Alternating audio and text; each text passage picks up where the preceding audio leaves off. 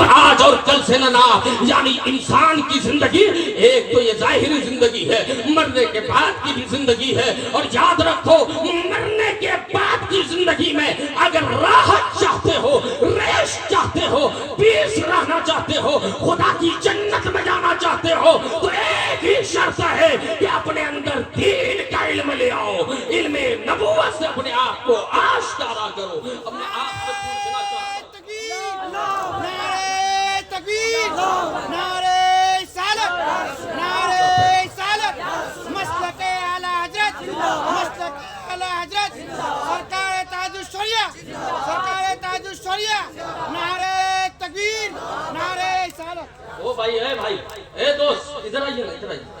آپ بڑے اچھے انسان ہیں ماشاءاللہ، آپ نے کس حسن انداز میں نعرہ لگایا۔ ادھر آئیے یار، آپ جوان میں جوان، یہ علماء بیٹھے ہیں، مفتی صاحب ادھر بیٹھے ہیں، ادھر مفتی صاحب بیٹھے ہیں، آپ ہاتھ لائیے نا۔ ارے یار دوست، میرے بھائی میں آپ سے پوچھنا چاہتا ہوں، اس کو پہننے سے کیا ملے گا آپ کو؟ یہی مسلک اعلیٰ حضرت ہے، یہی رنگ رضا ہے، یہی عشق مصطفیٰ ہے؟ نہیں، یہ فالتو گناہوں کا بوجھ لے کر آپ ہو رہے ہیں۔ ابھی کھولیے، ابھی کھولیے، اور اس کا حقدار آپ کی بیوی ہے، آپ کی بہن ہے، آپ کی بیٹی ہے، لیا کر بہن کے آغوش میں ڈال دیجئے۔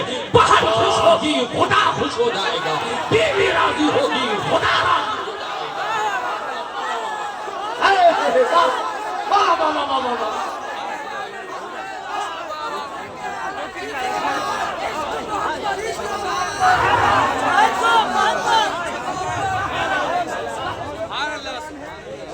اس طرح کے جتنے نوجوان ہیں آپ کو ٹپوری نظر نہیں آنا چاہیے۔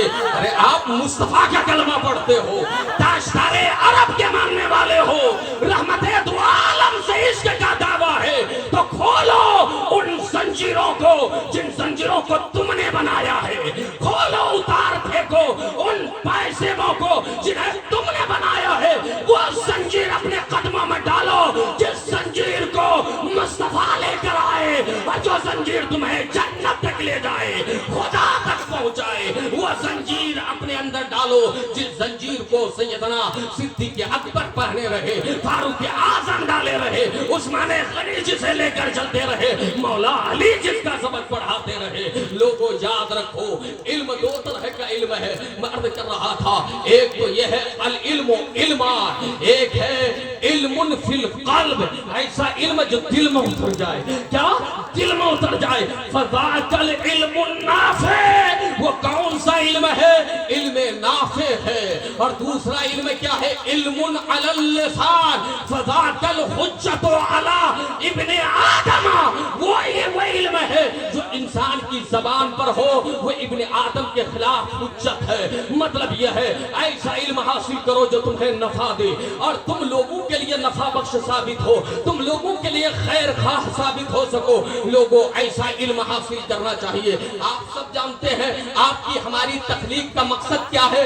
آپ جانتے ہیں وما خلقت الجن والانس الا لیعبدون، خدا کہتا ہے ہم نے جن اور انسان کو اپنی عبادت کے لیے پیدا فرمایا۔ یہ مقصد تخلیق ہے، لیکن یہ مقصد کب سمجھ میں آئے گا کہ ہم کیوں پیدا ہوئے، ہم کائنات میں کیوں آئے، ہماری زندگی کیسے گزرے؟ تو لوگوں مقصد تخلیق کو سمجھنے اور اس پر عمل کرنے کے لیے بنیادی ضرورت یہ ہے کہ علم سیکھو، قرآن پڑھو، مصطفیٰ کی حدیث پڑھو، تاکہ تمہیں سمجھ میں آئے گا کہ نماز کیسے پڑھی جاتی ہے، عقیدہ کیسے بچایا جاتا ہے۔ اور نوجوانوں، یہ سیمانچل کا علاقہ ہے، علامہ اظہری صاحب خود جان رہے ہیں، بھائی اسد اقبال صاحب جانتے ہیں، مفتی صاحب یہ ذمہ دار علماء جانتے ہیں، اس علاقے میں جلسے بہت زیادہ ہوتے ہیں، آراز کے نام پر مزارات گڑھے جاتے ہیں۔ ایک خاتون آتی ہے جنہیں طہارت کا سلیقہ پتہ نہیں، وہ آ کر کہتی ہے میں نے فلاں جگہ دیکھا مزار ہے، اور لوگ وہاں مزار بنا بیٹھتے ہیں۔ حضرات لوگوں کا حال یہ ہے، جگہ جگہ پہ مزارات بن رہے ہیں، لیکن افسوس ہے آپ کے سیمانچل میں، آپ کے علاقے میں کوئی بہت بڑا ادارہ نہیں ہے۔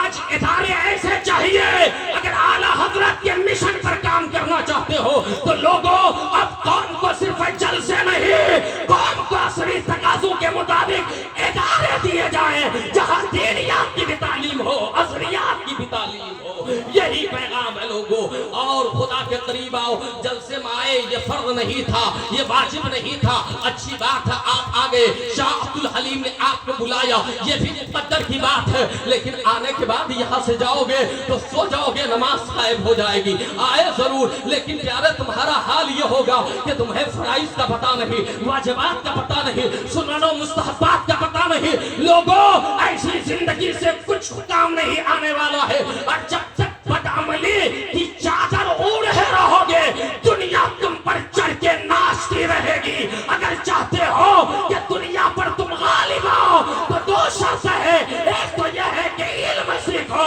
दूसरी शर्त यह है कि खुदा का आबिद बन जाओ, इबादत गुजार बन जाओ, तकवा शियार बन जाओ, परहेजगार बन जाओ, ताकि यहाँ भी कामयाब रह सको, वहाँ भी कामयाब रह सको। लोगों, यही पैगाम है। इतने बड़े मजमे में मैं हजरत, मुझे हैरत होती है, मैं इन लोगों में रहता हूँ, लोग बहुत सारे जो अपने जोश और जज्बात का इजहार करते हैं ना, हाल उनका क्या होता है, कसम खुदा की, उनका हाल ये होता है, बाप मर गया है, जनाजा तक पढ़ना नहीं आता, अफसोस, वो बिल्कुल गम के चंद आंसू तुमने बहा लिए, लेकिन अपने बाप का जनाजा तुम नहीं पढ़ सकते।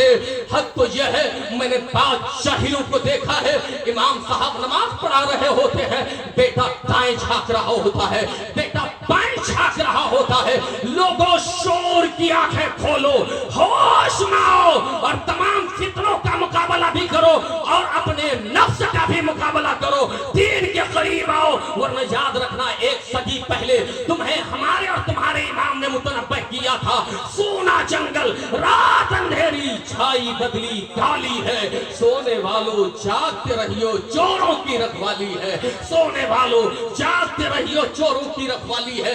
आज हर तरफ से चोर, नफ्स का चोर, शर का चोर, उधर से गैर मुस्लिमों का। आज क्या है हजरत, अब तो हालात ये आ गए हैं, अच्छी बात है अभी आप बेदार हैं लोगों, लेकिन जब तक इल्म नहीं होगा ना, सिर्फ जज्बे से कुछ नहीं होगा।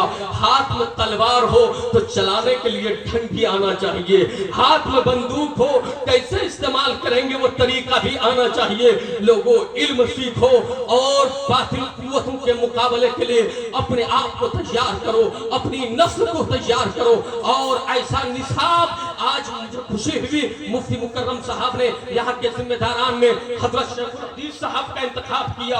ऐसे उलमा के कदमों में जाकर बैठो, होटलों में, बाजारों में, अय्याशी गाहों में अपना वक्त ज़ाय करने वालों, खुदा तौफीक दे तो कुछ लम्हे उलमा के कदमों में आकर बैठो, उलमा को अच्छी तनख्वाहें दो और इनकी अच्छी खिदमत करो। याद रखना, ये उलमा नहीं रहेंगे तो तुम में हक की सदा बुलंद करने वाला नहीं रहेगा, तुम्हें हक की दावत देने वाला कोई नहीं रहेगा। इनकी कदर करो। उलमा की तनख्वाह क्या होती है? 8,000, 10,000, 12,000। तुम जरा अपने आप को गौर करके देखना, तुम्हारे घर का खर्च महीने का कितना चाहिए, तुम्हारे यहाँ इखराजात के लिए कितने पैसे चाहिए, तुम्हारी माशी तंगी का इजाला कैसे होगा। तो याद रखो, आप कहोगे आज के दौर में 1,000 रुपए पर डे के चाहिए। याद रखना लोगों, उलमा का ख्याल रखो, इन्हें अच्छी तनख्वाह दो ताकि तुम्हारी नस्ल भी दीन सीखने के लिए तैयार हो जाए, उलमा बनने के लिए तैयार हो। हजरात, इनका ख्याल नहीं रखोगे तो हाल ये होगा, न तुम्हारा बेटा मौलवी बनेगा, न मेरा बेटा मौलवी बनेगा। फिर हाल ये होगा, आप पर हमले होते रहेंगे, डिफेंस करने वाला कोई नहीं रहेगा, हमले होते रहेंगे, दिफा करने वाला कोई नहीं रहेगा, हमले होते रहेंगे, जवाब देने वाला कोई नहीं रहेगा। तारीखी और सुलमत में हिचकुले खाते रहोगे। हजरात, आज हाल क्या है? आज आपके यहाँ हिंदुस्तान में एक ऐसा तालीमी निजाम, आप जानते हैं तालीमी निजाम का हिस्सा आपको क्या कहते हैं, सूर्य नमस्कार और कहीं वंदे मातरम कहने पर मजबूर किया जा रहा है। ये जबकि एक सेकुलर मुल्क की तालीमी पॉलिसी ये नहीं होनी चाहिए।